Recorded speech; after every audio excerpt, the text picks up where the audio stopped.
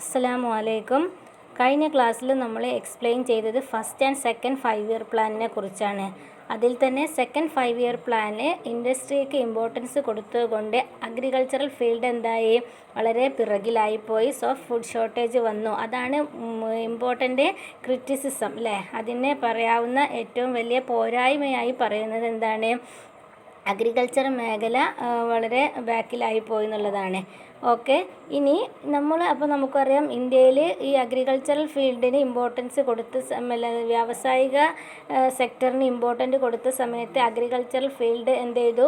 പിറകോട്ട് പോയി. അങ്ങനെ ഒരു അൺഈക്വാലിറ്റി അവിടെ വന്നു, ബാലൻസിങ് പ്രോബ്ലം വന്നു. അപ്പോൾ ഇന്ത്യയിൽ ഈ അഗ്രികൾച്ചറൽ ഫീൽഡും അതുപോലെ തന്നെ ഇൻഡസ്ട്രിയും എങ്ങനെയാണ് ഒത്തൊരുമിച്ച് കൊണ്ടുപോകേണ്ടത്, എങ്ങനെയാണ് ആ ഒരു നടപ്പാക്കേണ്ടത്, അതിനൊരു പ്ലാൻ, അതിനെ പറ്റിയുള്ള ചെറിയൊരു ടോപ്പിക്കാണ് ഇനി നമ്മൾ പറയാൻ പോകുന്നത്.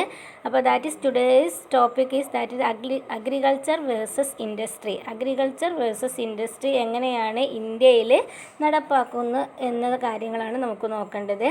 ഓക്കെ, നമുക്കറിയാം when the second 5-year plan failed to produce the desired result, many put the blame on industry. The second plan gave more importance to industries and neglected agriculture. അതാണല്ലോ, അതായത് സെക്കൻഡ് 5-ഇയർ പ്ലാന് എന്തിന് importance കൊടുത്തു? ഇൻഡസ്ട്രിക്ക് important കൊടുത്തു. അതുകൊണ്ട് agricultural മേഖല എന്ത് വന്നു? ഒരു വളരെയധികം ശോചനീയമായ അവസ്ഥയിലേക്ക് എത്തിച്ചേർന്നു. അതുകൊണ്ടാണ് പല ആൾക്കാരും സെക്കൻഡ് 5-ഇയർ പ്ലാനിനെ ബ്ലെയിം ചെയ്തത് അല്ലേ. അങ്ങനെ Gandhian economist JC. Kumarappa came with a new suggestion. അതായത് ഗാന്ധിയൻ എക്കണോമിക്കൽ ഫിലോസഫി ഫോളോ ചെയ്യുന്ന ഒരാളാണ് ജെ.സി. കുമരപ്പ. അദ്ദേഹം ഇതിനെ ഒരു അഭിപ്രായപ്പെട്ട എന്താണെന്ന് വെച്ചിട്ടുണ്ടെങ്കിൽ greater emphasis should be on rural industrialisation. അതായത് സംരംഭങ്ങൾ തുടങ്ങുന്നതിന് പ്രശ്നമില്ല, പക്ഷേ എന്ത് ചെയ്യണം എന്ന് വെച്ചിട്ടുണ്ടെങ്കിൽ ഇമ്പോർട്ടൻസ് കൊടുക്കേണ്ടത് എന്തിനാണെന്ന് ചോദിച്ചാൽ റൂറൽ ഇൻഡസ്ട്രിയലൈസേഷൻ, അതായത് ഗ്രാമീണ വ്യാവസായിക സംരംഭത്തിനാണ് എന്ത് ചെയ്യുന്നത്? മുൻതൂക്കം കൊടുക്കേണ്ടത്. സോ എന്ത് ചെയ്യും? അങ്ങനെയാണ് സമയത്ത് കുറേ ആയിട്ട് റൂറൽ ഏരിയയിലുള്ള ആളുകൾക്ക് എന്ത് ചെയ്യും? തൊഴിലവസരങ്ങൾ വരും. ചെറുകിട വ്യവസായങ്ങളെ പ്രോത്സാഹിപ്പിക്കുക, കൃഷിയുമായി ബന്ധപ്പെട്ടുള്ള ഇൻഡസ്ട്രീസിനെ പ്രോത്സാഹിപ്പിക്കുക. സോ അവരെ ഇൻവോൾവ്മെൻറ്റ് വരുന്ന സമയത്ത് സ്വാഭാവികമായിട്ടും അവരുടെ ജീവിത നിലവാരം, സാമ്പത്തിക ഭദ്രതയൊക്കെ മെച്ചപ്പെടും. ഫുഡ് ഷോർട്ടേജിൻ്റെ പ്രശ്നം അവിടെ വരുന്നില്ല. അങ്ങനെയൊക്കെ ആണ് അവർ പറയുന്നത്. അതുപോലെ തന്നെ ചരൺ സിംഗ്, അദ്ദേഹം ഈ സെക്കൻഡ് 5-ഇയർ പ്ലാനിനെ ക്രിറ്റിസൈസ് ചെയ്യുന്നത് എങ്ങനെയാണെന്ന് ചോദിച്ചാൽ the second plan which supported the industries which helped the prosperity in urban and industrial sector at the expense of farmers and village folk. അതായത് ശരിക്കും സെക്കൻഡ് 5-ഇയർ പ്ലാൻ ഹെൽപ്പ് ചെയ്തത് എന്തിനു വേണ്ടിയിട്ടാണ്? ആരുടെ പ്രോസ്പെരിറ്റിക്ക് വേണ്ടിയിട്ടാണ്? അർബൻ, അതായത് നഗരത്തിൽ താമസിക്കുന്ന നഗരവാസികളുടെ ഉന്നമനത്തിന് വേണ്ടിയിട്ടും അതുപോലെ തന്നെ ഇൻഡസ്ട്രിയൽ സെക്ടർ, വ്യാവസായിക മേഖലയ്ക്കും ആണ് എന്ത് ചെയ്യുന്നത്? ഇതിൻ്റെ ബെനിഫിറ്റ് കിട്ടിയത് സെക്കൻഡ് 5-ഇയർ പ്ലാനിന്. ഇങ്ങനെ ഈ ബെനിഫിറ്റ് അവർക്ക് കിട്ടാൻ കാരണം എന്താണെന്ന് വെച്ചിട്ടുണ്ടെങ്കിൽ അത് expense of farmers and village fork. ഇതിന് വേണ്ടിയിട്ടുള്ള എന്താ പറയുക, സഹായങ്ങളും സഹകരണങ്ങളൊക്കെ കൊടുത്തത് ആരാണ്? പാവപ്പെട്ട കർഷകരുടെ അധ്വാനം അതൊക്കെ വെച്ചിട്ട് അവർക്കാണ് ഇതിനെ നേട്ടം ഉണ്ടായിട്ടുള്ളത്. അല്ലാതെ ഗ്രാമീണ ജനങ്ങൾക്ക് എന്തില്ല, അതിനുകൊണ്ട് ഒരു പ്രയോജനം കിട്ടിയിട്ടില്ല എന്നാണ് അവിടെ പറയുന്നത്. ഓക്കെ, ഹീ ലേറ്റർ, അതായത് അപ്പോൾ എന്താണെന്ന് വെച്ചാൽ വ്യവസായ സ്ഥാപനങ്ങളിലൊക്കെ ജോലി ചെയ്യാൻ വേണ്ടി ഇതുപോലെ സാധാരണക്കാരായ ആളുകളൊക്കെ കൊണ്ടുപോകും. പക്ഷേ അവർക്ക് തുച്ഛമായ വരുമാനം അതിൻ്റെ ഒക്കെ കൊടുത്തിട്ട് അവർക്ക് എന്ത് ചെയ്യുന്നു? അതിൻ്റെ ആ എഫക്റ്റീവായിട്ട് പിന്നെ വലിയ വലിയ വ്യവസായ സംരംഭകരിലൊക്കെ അവരുടെ ആ ഒരു അതിൻ്റെ പ്രോഫിറ്റൊക്കെ അങ്ങനെ ഒതുങ്ങിക്കൂടും. അതായത് അവിടുന്ന് കിട്ടുന്ന പ്രോഫിറ്റൊന്നും സാധാരണ ജനങ്ങളിലേക്ക് എന്ത് ചെയ്യുക പറയുക ഈക്വലായി ഡിസ്ട്രിബ്യൂട്ട് ചെയ്യുന്ന ഒരു സംവിധാനമൊന്നും ഇല്ല. അതുകൊണ്ടൊക്കെ തന്നെയാണ് എന്ത് ചെയ്യുന്നത്? ഈ സെക്കൻഡ് 5-ഇയർ പ്ലാന് ഇത് ഒരു സക്സസ് ആവാതെ പോയത്. Okay, he later left the Congress and formed Bharatiya Lok Dal.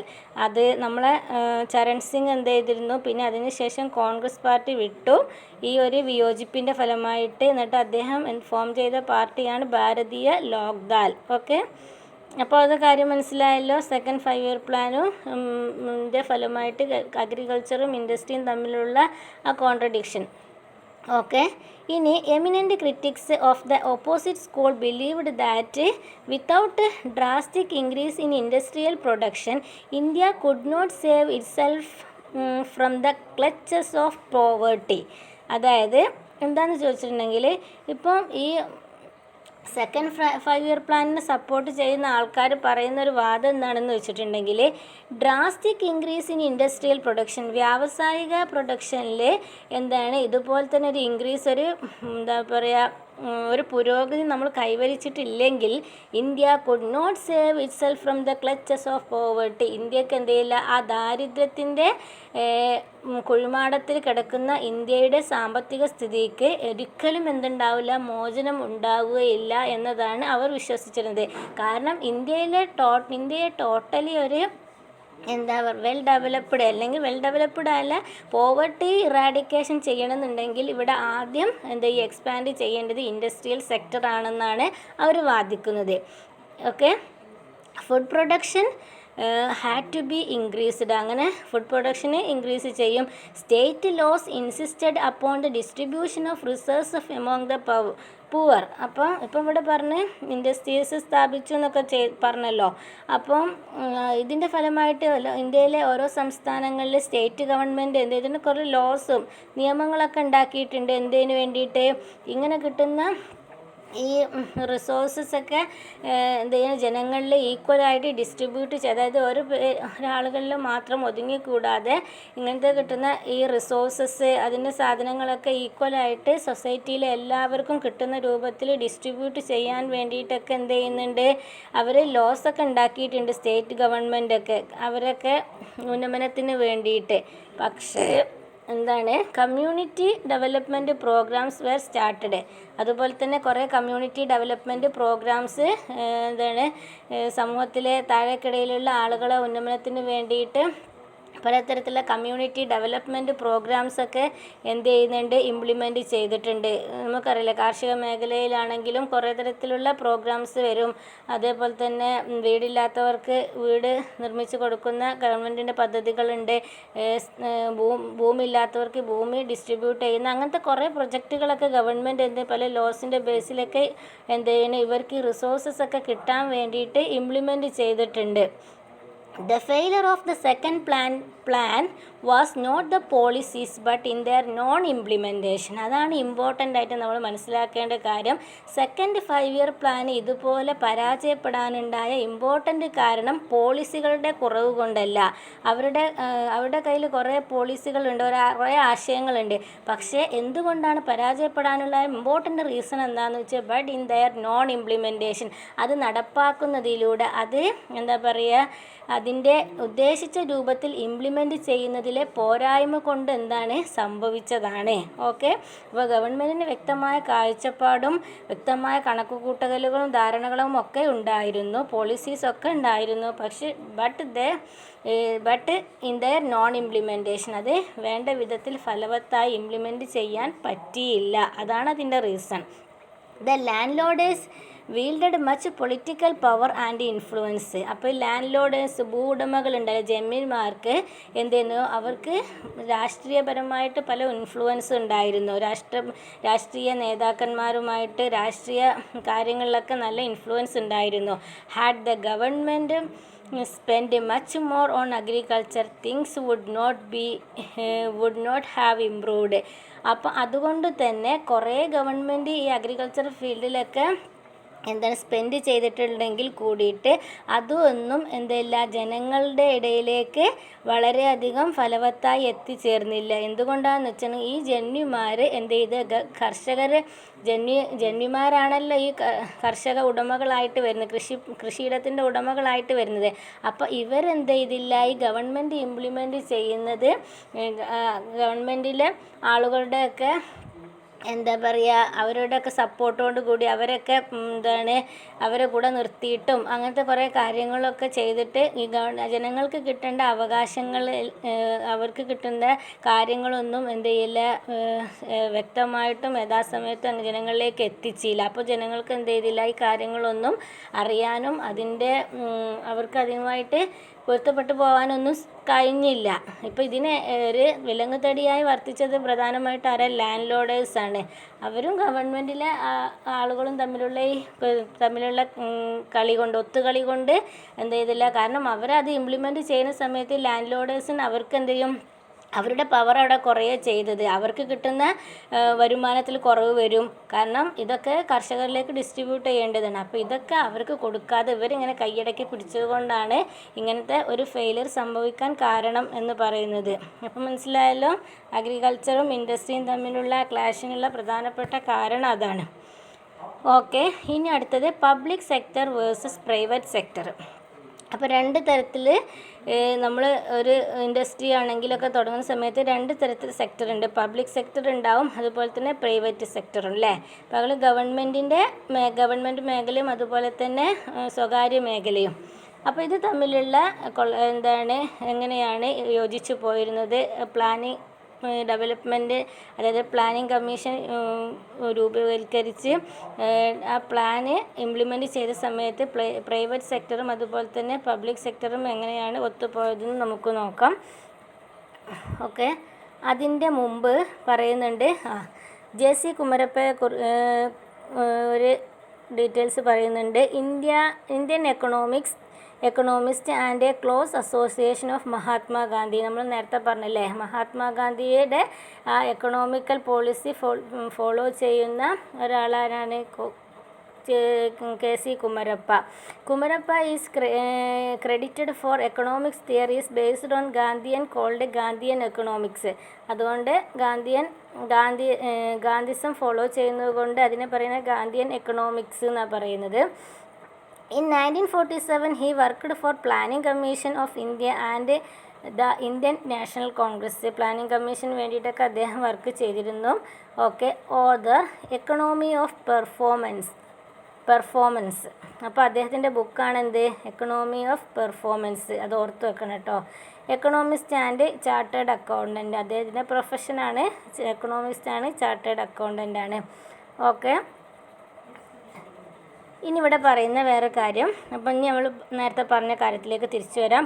Public സെക്ടറും private സെക്ടറും തമ്മിൽ there were 2 models of economic development. നമുക്കറിയാം 2 മോഡൽ ഉണ്ടായിരുന്നു, capitalist model and socialist model. Capitalist model അമേരിക്കയും യൂറോപ്പൊക്കെ ഫോളോ ചെയ്യുന്ന ക്യാപിറ്റലിസ്റ്റ് മോഡലും അതുപോലെ തന്നെ സോവിയറ്റ് യൂണിയൻ്റെ സോഷ്യലിസ്റ്റ് മോഡലും. India followed neither the capitalist model nor the socialist model in developmental programs. അപ്പം നിങ്ങൾക്ക് കൺഫ്യൂഷൻ വേണ്ട, ഞാൻ നേരത്തെ പറഞ്ഞിരുന്നു ഇന്ത്യ USSRൻ്റെ അതായത് റഷ്യയുടെ സോഷ്യലിസ്റ്റ് മോഡലാണ് ഫോളോ ചെയ്തിരുന്നു എന്ന് പറഞ്ഞ്. അത് പ്ലാനിംഗ് കമ്മീഷൻ എന്ന ആശയം എവിടെ നിന്നാണ് എടുത്തത്, റഷ്യയിൽ നിന്നാണ് എടുത്തത്. അതുകൊണ്ടാണ് സോഷ്യലിസ്റ്റ് മോഡൽ എന്ന് പറഞ്ഞത്. പക്ഷേ ഡെവലപ്മെൻറ്റൽ പ്രോഗ്രാംസ് ഇംപ്ലിമെൻറ്റ് ചെയ്യുന്ന ഓരോ പ്രോഗ്രാംസും ഇന്ത്യയിൽ പ്ലാനിംഗ് കമ്മീഷൻ ഫോം ചെയ്തതിന് ശേഷം ഇംപ്ലിമെൻറ്റ് ചെയ്യുന്ന സമയത്ത് അവരെന്ത് ചെയ്തില്ല, സോഷ്യലിസ്റ്റ് മോഡലിനെ മൊത്തത്തിൽ സ്വീകരിച്ചിരുന്നില്ല, അതുപോലെ തന്നെ ക്യാപിറ്റലിസ്റ്റ് മോഡലിനെ മൊത്തത്തിൽ സ്വീകരിച്ചിരുന്നില്ല. എന്നാൽ രണ്ടിനെയും പൂർണ്ണമായും ഒഴിവാക്കിയിട്ടുമില്ല. അതിൻ്റെ മിക്സഡ് ഫോമിലാണ്, അതിൻ്റെ മിക്സഡ് ആയിട്ടുള്ള ഒരാശയമായിട്ടാണ് അവർ മുന്നോട്ട് പോയത്, അതായത് India. It was rather a mixture of the two. The capitalist model left development entirely on the hands of private sector. ഇപ്പോൾ നമുക്കറിയാം ക്യാപിറ്റലിസ്റ്റ് മോഡലാണെങ്കിൽ അത് എന്തിൻ്റെ സെക്ടറിലാണ്, പ്രൈവറ്റ് സെക്ടറിലാണ് ഇമ്പോർട്ടൻ്റ് കൊടുത്തത്. While the socialist model abolished the private sector and production was controlled by the state. Socialist മോഡലാണെങ്കിൽ completely private സെക്ടറിനെ അവഗണിച്ചിട്ട് അവർക്ക് ഇമ്പോർട്ടൻ്റ് കൊടുക്കില്ല, ഗവൺമെൻറ് മാത്രം അതിൻ്റെ കൺട്രോൾ എടുക്കുന്ന രൂപത്തിൽ.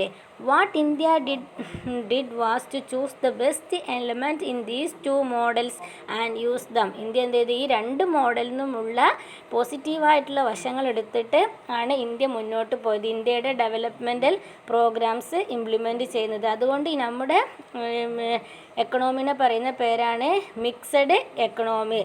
എന്താണ് മിക്സഡ് എക്കണോമി, മിശ്ര സമ്പദ് വ്യവസ്ഥ. നിങ്ങൾ പഠിച്ചിട്ടുണ്ടാവും, മിശ്ര സമ്പദ് വ്യവസ്ഥയാണ് ഇന്ത്യയിൽ, മിക്സഡ് എക്കണോമി. അപ്പോൾ എന്താണ് മിക്സഡ് എക്കണോമി എന്ന് വെച്ചിട്ടുണ്ടെങ്കിൽ എന്താണ്, it has both socialist principle and the capitalist principle അല്ലേ, സോഷ്യലിസ്റ്റ് പ്രിൻസിപ്പിളും ക്യാപിറ്റലിസ്റ്റ് പ്രിൻസിപ്പിളും. ദിസ് മോഡൽ ഓഫ് ഡെവലപ്മെൻറ്റ് അല്ലെങ്കിൽ this model of economy is called mixed economy. Okay, ഇനി ഇവിടെ ഡീസെൻട്രലൈസ്ഡ് പ്ലാനിങ്, ഡീസെൻട്രലൈസ്ഡ് പ്ലാനിങ് എന്ന ഒരു ചെറിയ ടോപ്പിക്ക് പറയുന്നുണ്ട്. അപ്പോൾ ഈ ഡീസെൻട്രലൈസ്ഡ് എന്ന് പറഞ്ഞാൽ അധികാര വികേന്ദ്രീകരണം എന്നാണ് അതിൻ്റെ മലയാളത്തിൽ പറയുന്നത്. അധികാര വികേന്ദ്രീകരണം എന്ന് പറഞ്ഞപ്പോൾ നമുക്കറിയാമല്ലോ അല്ലേ, ആദ്യം സെൻട്രൽ ഗവൺമെൻറ് ഉണ്ട്, കേന്ദ്രത്തിൽ മൊത്തത്തിൽ കാര്യങ്ങൾ നോക്കാൻ. അതുപോലെ തന്നെ ഓരോ സംസ്ഥാനത്തും സ്റ്റേറ്റ് ഗവൺമെൻറ്റുകൾ ഉണ്ടാവും, അതിന് കീഴിൽ എന്താണ് ഡിസ്ട്രിക്ട് ഗവൺമെൻറ്, ഡിസ്ട്രിക്ട് ജില്ലാ പഞ്ചായത്ത് ഉണ്ടാവും, പിന്നെ ബ്ലോക്ക് പഞ്ചായത്ത്, ഗ്രാമപഞ്ചായത്ത്. നമ്മൾ ഡീസെൻട്രലൈസേഷൻ നമ്മൾ കഴിഞ്ഞ +1 പഠിച്ചിട്ടുണ്ട്. അപ്പോൾ ഡീസെൻട്രലൈസ്ഡ് പ്ലാനിങ്ങിനെ പറ്റിയിട്ടാണ് പറയാം. എങ്ങനെയാണ് ഡീസെൻട്രലൈസ്ഡ് പ്ലാനിങ്ങിന്? It is better not have planning only the central level. അപ്പോൾ സെൻട്രൽ ലെവലിൽ മാത്രം പ്ലാനിങ് ഒതുങ്ങി നിൽക്കുന്നത് നല്ലതല്ല. കാരണം അത് ഇംപ്ലിമെൻറ്റ് ചെയ്യുമ്പോൾ കുറേ ബുദ്ധിമുട്ടുകളുണ്ടാകും. കാരണം സെൻട്രലിൽ നമ്മളിപ്പോൾ ഒരു സംസ്ഥാനത്തെ, ഒരു ജില്ലയിലെ ഒരു പ്രത്യേക ഗ്രാമപഞ്ചായത്തിൽ പ്രത്യേക ലൊക്കാലിറ്റീനെയൊക്കെ ഫോക്കസ് ചെയ്തുകൊണ്ട് ഡെവലപ്മെൻറ്റ് ഇംപ്ലിമെൻറ്റ് ചെയ്യുക അല്ലെങ്കിൽ പ്രൊജക്റ്റ് ഇംപ്ലിമെൻറ്റ് ചെയ്യുന്നത് വളരെയധികം ബുദ്ധിമുട്ടുണ്ടാക്കുന്ന ഒരു കാര്യമാണ്. So in order to avoid this decentralization അല്ലേ, അധികാര വികേന്ദ്രീകരണം ഇംപ്ലിമെൻറ്റ് ചെയ്തു. So planning has to be done at the local level taking into consideration the needs of the people in the locality. അപ്പോൾ ഡീസെൻട്രലൈസേഷൻ ചെയ്യുന്നതുകൊണ്ടുള്ള important എന്താണ്, ആ ലൊക്കാലിറ്റിയിലുള്ള പീപ്പിൾസിൻ്റെ needs consider ചെയ്തുകൊണ്ട് നമുക്ക് എന്ത് ചെയ്യാം, പ്ലാൻസ് ഇംപ്ലിമെൻറ്റ് ചെയ്യാം. Kerala is a model for such grass root level planning. അപ്പോൾ അതിന് ഏറ്റവും നല്ലൊരു എക്സാമ്പിളാണ് എന്ത്, കേരളത്തിൻ്റെ എക്സാമ്പിൾ. അതായത് despite low per capita income and absence of big or small industries in Kerala. ഇവിടെ നമ്മുടെ കേരളത്തിൻ്റെ വാർഷിക വരുമാനം എന്ന് പറഞ്ഞാൽ വലിയ വരുമാനമൊന്നും ഇല്ലാത്തൊരു ഒരു സ്റ്റേറ്റാണ്. അതുപോലെ തന്നെ ബിഗ് ഓർ സ്മോൾ ഇൻഡസ്ട്രീസ് വളരെ കുറവാണ്. ഇന്ത്യയിൽ വ്യാവസായിക മേഖലയിൽ അധികം വ്യവസായ മേഖലയ്ക്ക് അധികം ഇമ്പോർട്ടൻസ് കൊടുക്കാത്തൊരു സംസ്ഥാനം കൂടിയാണ് കേരള.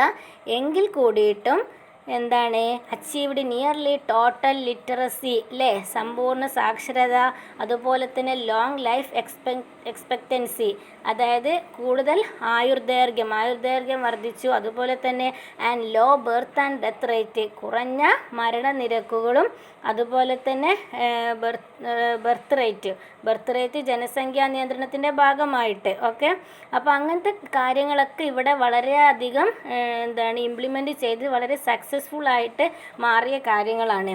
അപ്പോൾ ഇതെങ്ങനെ സംഭവിച്ചു എന്ന് ചോദിച്ചിട്ടുണ്ടെങ്കിൽ ഡീസെൻട്രലൈസേഷൻ്റെ ഫലമായിട്ടാണ്. ഈ ഗ്രാമപഞ്ചായത്തുകളും ജില്ലാ പഞ്ചായത്തുകളും ഒക്കെ ഇത്തരം കാര്യങ്ങൾ അവരുടേതായ പ്രൊജക്റ്റുകളൊക്കെ ഇംപ്ലിമെൻറ്റ് ചെയ്ത് അത് ഇവിടെ നടപ്പാക്കിയത് കൊണ്ടാണ് ടോട്ടൽ ലിറ്ററസിയും അതുപോലെ തന്നെ ആയുർദൈർഘ്യം കൂടാനും ഡെത്ത് റേറ്റ് കുറയ്ക്കാനൊക്കെ നമുക്ക് സാധിച്ചത്. The state also launched campaigns for development through voluntary citizens organisation അല്ലേ, നമ്മുടെ സന്നദ്ധ സംഘടനകളുടെയൊക്കെ സഹായത്തോടു കൂടി ഇതുപോലെ തന്നെ പല ആക്ഷൻസും സ്റ്റേറ്റ് ഗവൺമെൻറ് എടുത്തിട്ടുണ്ട്. ഇപ്പോൾ സാക്ഷരത കൈവരിക്കാൻ തന്നെ ഗവൺമെൻറ്റിൻ്റേതായിട്ടുള്ള പ്രൊജക്റ്റുകളല്ലാതെ തന്നെ വളണ്ടറി ഓർഗനൈസേഷൻസ് ഉണ്ടാവും അല്ലെ, സന്നദ്ധ സംഘടനകളൊക്കെ ഉണ്ടാവും. അവരൊക്കെ ഇതിനു വേണ്ടി ക്യാമ്പയിൻസ് ഒക്കെ നടത്തിയിട്ട് ജനങ്ങളെ ബോധവാന്മാരാക്കിയിട്ട് എന്ത് ചെയ്യും, അതിൻ്റെ കാര്യങ്ങളൊക്കെ ഇംപ്ലിമെൻറ്റ് ചെയ്ത് സക്സസ് ആവുന്ന കാര്യങ്ങളുണ്ട്. അപ്പോൾ ഡീസെൻട്രലൈസേഷൻ എന്ന ഒരു വേർഡ് നമ്മൾ ഓർക്കണം. ഓക്കെ, ഇനി നമ്മൾ പറഞ്ഞു പബ്ലിക് സെക്ടറും പ്രൈവറ്റ് സെക്ടറും പറഞ്ഞല്ലോ അല്ലേ. അപ്പം ഇനി ഇന്ത്യയുടെ കേസിലാണെങ്കിൽ both private and public sector work together. എങ്ങനെയാണ് പ്രൈവറ്റ് സെക്ടറും പബ്ലിക് സെക്ടറും ഒന്നിച്ചാണ് വർക്ക് ചെയ്യുന്നത്? കാരണം നമ്മുടെ മിക്സഡ് എക്കണോമിയാണ്, രണ്ടുപേർക്കും ഇമ്പോർട്ടൻ്റ് കൊടുക്കണം ഇവിടെ. Agricultural trade and industry were left to the private sector. ഇപ്പോൾ അഗ്രികൾച്ചറലും അതുപോലെ തന്നെ ഇൻഡസ്ട്രിയൊക്കെ എന്ത് ചെയ്യണം, ആർക്കും കൊടുത്തു, പ്രൈവറ്റ് സെക്ടറിനും കൊടുത്തു. And the state directly controlled heavy industries and industrial infrastructure. സ്റ്റേറ്റിൻ്റെ പണി, അതായത് സ്റ്റേറ്റ് എന്ന് പറഞ്ഞാൽ സെൻട്രലാവുക സംസ്ഥാനമാവുക, അവരുടെ പണി എന്താണെന്ന് വെച്ചിട്ടുണ്ടെങ്കിൽ എന്ത് ചെയ്യുക, അവർക്ക് directly control the heavy industry, വലിയ വ്യവസായ സംരംഭങ്ങളെയും വ്യവസായ സ്ഥാപനങ്ങളെയും ഇൻഡസ്ട്രിയൽ ഇൻഫ്രാസ്ട്രക്ചർ, അതുപോലെ തന്നെ അതിനാവശ്യമായ ഇൻഫ്രാസ്ട്രക്ചറിനൊക്കെ കൺട്രോൾ ചെയ്യപ്പം ഇരുമ്പുരുക്ക് വ്യവസായങ്ങൾ, അതുപോലെ തന്നെ അണക്കെട്ടുകൾ, ഇതൊക്കെ വലിയ വലിയ വ്യവസായ സംരംഭങ്ങളും വലിയ വലിയ പ്രൊജക്റ്റുകളൊക്കെ നേരിട്ട് സ്റ്റേറ്റ് എന്ത് ചെയ്യുക, കൺട്രോൾ ചെയ്യുക. അല്ലാത്തതൊക്കെ പ്രൈവറ്റ് സെക്ടറിലേക്ക് അവർ കൊടുത്തു. In key position in trade the state intervened and when necessary, അതുപോലെ തന്നെ ഇമ്പോർട്ടൻ്റ് ആയിട്ട് പ്രാധാന്യം കൊടുക്കുന്ന മേഖലകളിലേക്ക് സ്റ്റേറ്റിൻ്റെ എന്തുണ്ടാവും, ഇടപെടലുകൾ ഉണ്ടാവും. എന്തെങ്കിലും ബുദ്ധിമുട്ടുകൾ ഉണ്ടായി സ്റ്റേറ്റിൻ്റെ ഇൻ്റർവെൻഷൻ ഉണ്ടാവും, അവരുടെ ഇടപെടൽ അവിടെ ഉണ്ടാവും നെസസറി കണ്ടീഷനിൽ. ഓക്കെ, അപ്പോൾ the mixed system came in for much criticism both from the left and right, ഇടതുപക്ഷത്തു നിന്നും വലതുപക്ഷത്തു നിന്നും ഈ മിക്സഡ് എക്കണോമിക്ക് ക്രിറ്റിസിസം ഉണ്ടായിട്ടുണ്ട്. അത് പിന്നെ അങ്ങനെയാണല്ലോ, എല്ലാ കാര്യത്തിലും ക്രിറ്റിസിസം ഉണ്ടാവും. ഓക്കെ എന്താണെന്ന് വെച്ചിട്ടുണ്ടെങ്കിൽ പ്രൈവറ്റ് അവരെ ക്രിറ്റിസിസം എന്താണെന്ന് വെച്ചിട്ടുണ്ടെങ്കിൽ the private sector was not given space and stimulus to grow. Private സെക്ടറിന് എന്തില്ല, ഒരു വളരാനൊരു സ്പേസ് കൊടുക്കുന്നില്ല, അവർക്ക് സ്റ്റിമുലസ് കൊടുക്കുന്നില്ല, ഒരു ഇൻസ്പിറേഷൻ ഒന്നും കിട്ടുന്നില്ല, ഒരു വളരാനുള്ള ഒരു അവസരം കൊടുക്കുന്നില്ല. കാരണം ഒക്കെ ഗവൺമെൻറ്റിൻ്റെ കൺട്രോളിലാണ് കാര്യങ്ങൾ എന്നാണ് ഒരു ക്രിറ്റിസിസം. അതുപോലെ തന്നെ the public sector created a lot of hurdles for the private sector through the permits and licence raj. അതായത് ഈ പബ്ലിക് സെക്ടർ ഗവൺമെൻറ് എന്താ ചെയ്യുന്നുണ്ട്, പ്രൈവറ്റ് സെക്ടറിന് കുറേ തടസ്സങ്ങൾ സൃഷ്ടിക്കണം. ഏതൊക്കെ രൂപത്തിൽ വെച്ചിട്ടുണ്ടെങ്കിൽ through permits and licence raj. ഇപ്പോൾ എന്തെങ്കിലും ഒരു വ്യവസായ സംരംഭം തുടങ്ങണമെന്നുണ്ടെങ്കിൽ ഗവൺമെൻറ് എന്ത് വേണം, ലൈസൻസ് വേണം അല്ലേ, ലൈസൻസ് വേണം, അവരുടെ പെർമിറ്റൊക്കെ അത്യാവശ്യമാണ്. ഇപ്പോൾ നമ്മൾ ഫോർ എക്സാമ്പിൾ ഇപ്പോൾ ഇന്നത്തെ ഒരു ന്യൂസിൽ കണ്ടത് തന്നെയാണ്, വീടുകൾ കേന്ദ്രീകരിച്ചുള്ള ഈ ഫുഡ് ഉണ്ടാക്കുന്നുണ്ടല്ലോ, ആ ഫുഡിന് എന്തായാലും ഫുഡ് സേഫ്റ്റിൻ്റെ കൺട്രോൾ അതോറിറ്റിയുടെ അംഗീകാരം വേണം, അല്ലെങ്കിൽ അതിന് ഫൈനൊക്കെ ഈടാക്കുന്നത്. കാരണം അത് പ്രൈവറ്റ് സെക്ടറിലുള്ള അവരുടെ ഒരു ബിസിനസ്സാണ്. അപ്പോൾ ശരിക്കും അതിന് എന്തുണ്ട്, ഗവൺമെൻറ്റിൻ്റെ അല്ലെങ്കിൽ സ്റ്റേറ്റിൻ്റെ ഇൻ്റർവെൻഷൻ ഉണ്ട്. എന്തിനു വേണ്ടിയിട്ടാണ്, ഫുഡ് സേഫ്റ്റി എൻഷുർ ചെയ്യാൻ വേണ്ടിയിട്ടാണ്, ഭക്ഷ്യ സുരക്ഷ ഉറപ്പുവരുത്താൻ വേണ്ടിയിട്ടാണ്. അപ്പം അങ്ങനെ പറയുന്നുണ്ട്, goods that could be manufactured in the country could not be imported. അപ്പോൾ ഗുഡ്സ് എന്ത് ചെയ്യുന്നുണ്ട്, നമ്മൾ രാജ്യത്ത് നിർമ്മിക്കപ്പെടുന്ന സാധനങ്ങൾ could be manufactured in the country, ഇന്ത്യയിൽ നിർമ്മിക്കുന്ന സാധനങ്ങൾ ഇന്ത്യയിൽ തന്നെ എന്ത് ചെയ്യുക, വിറ്റഴിക്കുക. കുഡ് നോട്ട് ബി ഇമ്പോർട്ടഡ്, ഇങ്ങോട്ട് ഇറക്കുമതി ചെയ്യൂല. അപ്പോൾ ഇവിടെ ഒരു സാധനം പ്രൊഡ്യൂസ് ചെയ്യുന്നുണ്ടെങ്കിൽ, എന്തെങ്കിലും ഉൽപ്പാദിപ്പിക്കുന്നുണ്ടെങ്കിൽ അത് സാധനം എന്ത് ചെയ്യുക, ഇന്ത്യയിൽ തന്നെ എന്ത് ചെയ്യുക, വിറ്റ് പോവുക. വേറെ പുറമേ നിന്ന് അതുപോലത്തെ സാധനങ്ങൾ എന്ത് ചെയ്യില്ല, ഇങ്ങോട്ട് ഇറക്കുമതി ഇല്ല. സോ എന്ത് ചെയ്യുന്നു, there was no competition from the outside. അതുകൊണ്ട് എന്തില്ല, പുറമേ നിന്നുള്ളൊരു മത്സരത്തിൻ്റെ ഒരു അവസരം അവിടെ വരുന്നില്ല, ഒരു മത്സരബുദ്ധി വരുന്നില്ല. അങ്ങനെ ആകുമ്പോഴാണല്ലോ കോമ്പറ്റീഷൻ ഉണ്ടാവുക അല്ലേ. പുറമേ നിന്ന് അതേ സെയിം സാധനം തന്നെ ക്വാളിറ്റി കൂടിയതൊക്കെ വരുന്ന സമയത്ത് അപ്പോഴാണ് കോമ്പറ്റീഷൻ വരിക. The private sector showed a little interest in improving the quality of goods or reducing their cost. അപ്പം എന്ത് ചെയ്യുന്നില്ല, അവർക്കൊരു കോമ്പറ്റീഷൻ, ഒരു മത്സരബുദ്ധി വരുന്നില്ല.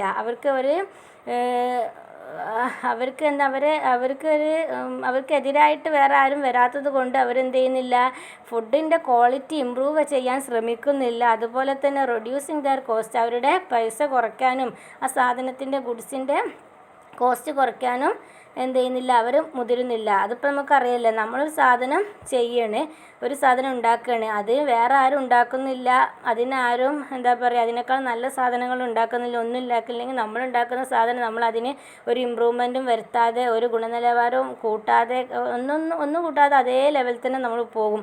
നമ്മൾ എത്രയാണോ പൈസ ഈടാക്കുന്നത് അത് എന്ത് ചെയ്യുക, അത് അതിന്മേൽ തന്നെ നിൽക്കും. പുറമേ നിന്ന് സാധനത്തിന് അതിനേക്കാളും പൈസ കുറയുമ്പോഴാണ് നമ്മൾ വീണ്ടും പൈസ കുറയ്ക്കാനൊക്കെ ശ്രമിക്കുക.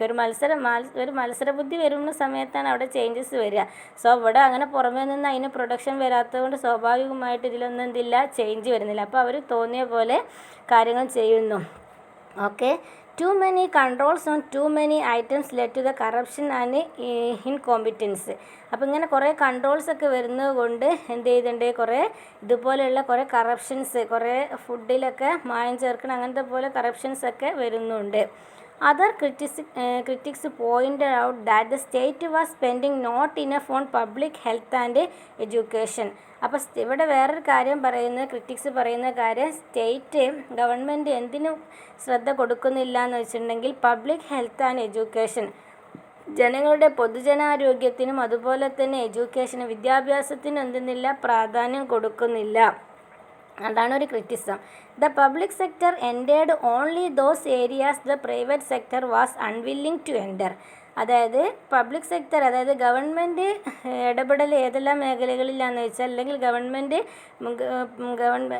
പബ്ലിക് സെക്ടർ ഗവൺമെൻറ് മേഖലകൾ ഏതെല്ലാം എന്ന് വെച്ചിട്ടുണ്ടെങ്കിൽ പ്രൈവറ്റ് സെക്ടർ അവർ കടക്കാൻ വിചാരിക്കാത്ത, അതായത് അവർക്ക് താല്പര്യമില്ലാത്ത മേഖലകളിലേക്ക് മാത്രമാണ് പബ്ലിക് സെക്ടർ എന്ത് ചെയ്യുന്നത്, വർക്ക് ചെയ്യുന്നത്.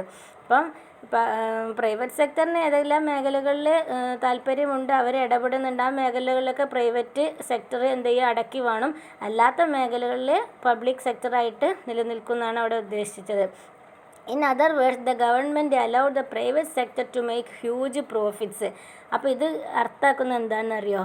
ഗവൺമെൻറ്റാണ് ഒരു തരത്തിൽ എന്ത് ചെയ്യുക, ഈ പ്രൈവറ്റ് സെക്ടറിന് അതേപോലെ വളരെയധികം പ്രോഫിറ്റ് ഉണ്ടാക്കാൻ സഹായിക്കുന്ന ഒരു ഘടകം. കാരണം എന്താണ്, ഈ പ്രൈവറ്റ് സെക്ടർ വളരുന്ന മേഖലകൾ, അല്ലെങ്കിൽ അവരെ ഇടപെടുന്ന മേഖലകളിലേക്ക് ആര് ചെല്ലണില്ല, ഗവൺമെൻറ് സെക്ടർ ചെല്ലുന്നില്ല അല്ലേ. അപ്പോൾ സ്വാഭാവികമായിട്ടും അവർക്ക് വേറെ ആളുകൾ എതിർപ്പുകളോ ഒന്നും വരുന്നില്ല. അവർക്ക് അവരുടെ തോന്നിയ വിലയിൽ സാധനങ്ങൾ എന്ത് ചെയ്യുക, വിൽക്കാം, അങ്ങനത്തെ എല്ലാ കാര്യങ്ങളും അവർക്ക് ചെയ്യാം. അതുകൊണ്ട് അവർക്ക് വളരെയധികം പ്രോഫിറ്റ് കിട്ടും. Okay. Instead of helping the poor and the marginalised, the government created A new middle class who had A great privilege and high salaries. ഇപ്പോൾ ഗവൺമെൻറ് ഇപ്പോൾ ഇവിടെ ചെയ്യുന്നത് എന്താണെന്ന് ചോദിച്ചിട്ടുണ്ടെങ്കിൽ, അതായത് പൂവർ ആൻഡ് മാർജിനലൈസ്ഡ് ആയിട്ടുള്ള പീപ്പിൾ ഉണ്ടായില്ല, സമൂഹത്തിൻ്റെ താഴേക്കിടയിലുള്ള ആളുകളെ സംരക്ഷിക്കുന്നതിന് പകരം, അവരെ സഹായിക്കുന്നതിന് പകരം ക്രിയേറ്റഡ് ന്യൂ മിഡിൽ ക്ലാസ്, ഒരു മധ്യവർഗത്തെ ഗവൺമെൻറ് സൃഷ്ടിക്കുകയാണ് ചെയ്യുന്നത്. Who had A great privilege and high salaries. അവർക്ക് എന്തെങ്കിലും ഇമ്പോർട്ടൻ്റ് കൊടുക്കുക, അവർക്ക് ഹൈ സാലറി കൊടുക്കുക. But little responsibility and accountability. അതിന് ഒരു റെസ്പോൺസിബിൾ ആയിട്ടുള്ള ഉത്തരവാദിത്വ ബോധം ഒന്നും എന്ത് ചെയ്യുന്നില്ല, കണക്കാക്കുന്നില്ല. Not much was achieved in poverty elevation. അതായത് ദാരിദ്ര്യ നിർമ്മാർജ്ജനത്തിന് വേണ്ടിയിട്ട് എന്ത് ചെയ്യുന്നില്ല, ഒന്നും ഗവൺമെൻറ് ചെയ്യുന്നില്ല എന്ന് ചുരുക്കം. അതായത് ഇപ്പോൾ ഞാൻ പറഞ്ഞുതരാം, ഇൻഡസ്ട്രീനൊക്കെ സഹായിക്കുന്നുണ്ട്, ഇൻഡസ്ട്രിക്ക് എന്ത് ചെയ്യുന്നുണ്ട്, ഗവൺമെൻറ് സഹായിക്കുന്നുണ്ട്. ഗവൺമെൻറ്റിന് ഇടപെടാനുള്ള മേഖലകൾ പബ്ലിക് സെക്ടറായിട്ട് ഗവൺമെൻറ് അവിടെ കുറച്ച് മേഖലകൾ മാറ്റി വെച്ചിരിക്കുന്നു. അവർ ഇടപെടാത്ത മേഖലകൾ, പ്രൈവറ്റ് സെക്ടറിന് ഇമ്പോർട്ടൻ്റ് ഇഷ്ടമുള്ള മേഖലകളിൽ പ്രൈവറ്റ് സെക്ടർ വർക്ക് ചെയ്യുന്നതുകൊണ്ട് സ്വാഭാവികമായിട്ടും അവർക്ക് ഹ്യൂജ് പ്രോഫിറ്റ് കിട്ടുന്നുണ്ട്. അപ്പോൾ ഇതിലൊന്നും എത്തിപ്പെടാൻ കഴിയാത്ത സമൂഹത്തിലെ ലോ ലെവലിൽ നിൽക്കുന്ന ആളുകളും ഇപ്പോഴും ലോ ലെവലിൽ തന്നെ നിൽക്കുകയാണ്. അവർക്ക് എന്ത് ചെയ്യുന്നത്, അവരെ ഹെൽപ്പ് ചെയ്യാനോ അവരെ മുഖ്യധാരയിലേക്ക് കൊണ്ടുവരാനോ ഗവൺമെൻറ് ഒന്നും ചെയ്യുന്നില്ല. പക്ഷേ ഗവൺമെൻറ്റിൻ്റെ ഈ ഒരു പ്രൈവറ്റ് സെക്ടർ അതുപോലെ തന്നെ പബ്ലിക് സെക്ടർ ഇങ്ങനെയുള്ള ഒരു ഇതുകൊണ്ട് എന്ത് ചെയ്യുന്നത്, അവിടെ ഒരു മധ്യവർഗമായിട്ടുള്ള ഒരു കൂട്ടർ വരികയാണ് അല്ലേ, ഒരു മിഡിൽ ക്ലാസ് ആയിട്ടുള്ള ആളുകൾ വരികയാണ്. അപ്പോൾ അവർക്ക് ഹൈ സാലറി കിട്ടുന്നുണ്ട്, പ്രിവിലേജൊക്കെ കിട്ടുന്നുണ്ട്. അല്ലാതെ താഴേക്കിടയിലേക്ക് ഇറങ്ങി ചെന്നിട്ട് ചെയ്യാൻ ഗവൺമെൻറ് പറ്റുന്നില്ല എന്നതാണ് ഈ ഒരു പ്രൈവറ്റ് സെക്ടറും പബ്ലിക് സെക്ടറിൻ്റെയും ഇമ്പോർട്ടൻ്റ് ആയിട്ടുള്ള ഒരു ഡ്രോബാക്ക് ആയിട്ട് പറയുന്നത്, അല്ലെങ്കിൽ മിക്സഡ് എക്കണോമിയുടെ ഒരു ഡ്രോബാക്ക് ആയിട്ട്, ഇന്ത്യ ഫോളോ ചെയ്യുന്ന മിക്സഡ് എക്കണോമിയുടെ ഡ്രോബാക്ക് ആയിട്ട് ഇവർ പറയുന്നത്. ഓക്കെ. അപ്പോൾ ഇത്രയാണ് ഇന്നിപ്പോൾ കാര്യങ്ങൾ നമ്മൾ പറയുന്നത്. ബാക്കി നെക്സ്റ്റ് ക്ലാസ്സിൽ നമുക്ക് ചർച്ച ചെയ്യാം. അപ്പോൾ ഇവിടെ ഇന്നിപ്പോൾ പറഞ്ഞ പ്രധാനപ്പെട്ട കാര്യങ്ങൾ നിങ്ങൾക്ക് ഓർമ്മയുണ്ടല്ലോ. അഗ്രികൾച്ചറും ഇൻഡസ്ട്രിയും ഇത് തമ്മിലാണ് പ്രശ്നം ഉണ്ടായിരുന്നത്. അപ്പോൾ എന്താണ് യഥാർത്ഥ അവസ്ഥ, എന്തുകൊണ്ടാണ് ഇങ്ങനെ ഒരു സെക്കൻഡ് 5 ഇയർ പ്ലാൻ ഇങ്ങനെ ഒരു ഫെയിലിയറിലാവാൻ കാരണം, അത് പറഞ്ഞു. അത് കഴിഞ്ഞിട്ട് നമ്മൾ പറയുന്നത് പബ്ലിക് സെക്ടറും പ്രൈവറ്റ് സെക്ടറും ഇന്ത്യ മിക്സഡ് എക്കണോമിയിലാണ്. അപ്പോൾ സ്വാഭാവികമായിട്ടും പ്രൈവറ്റ് സെക്ടറും പബ്ലിക് സെക്ടറും ഉണ്ടാവും. അപ്പം ഇവർ തമ്മിലുള്ള പ്രോബ്ലംസ്, അപ്പം ഇവർ തമ്മിലുള്ള ഈ ഒരു മിക്സഡ് എക്കണോമി ഫോളോ ചെയ്തതുകൊണ്ട് നമുക്കുണ്ടായ പോരായ്മ. ഓക്കെ. ഇതൊക്കെ ഓരോരുത്തരുടെ വ്യൂ ആണ്. ഓക്കെ. അപ്പോൾ ഇത്രയാണ് പറഞ്ഞത്. പിന്നെ പറഞ്ഞു കുമരപ്പയും കുറിച്ച് ഡീസെൻട്രലൈസ്ഡ് പ്ലാനിങ്ങിനെ പറ്റിയിട്ടും ജസ്റ്റ് ഒന്ന് ഇൻട്രൊഡ്യൂസ് ചെയ്തു. അപ്പോൾ ഇത് കാര്യങ്ങൾ മനസ്സിലായിട്ടുണ്ടെന്ന് വിശ്വസിക്കുന്നു. ഓക്കെ, ബാക്കി നെക്സ്റ്റ് ക്ലാസ്സിൽ നമുക്ക്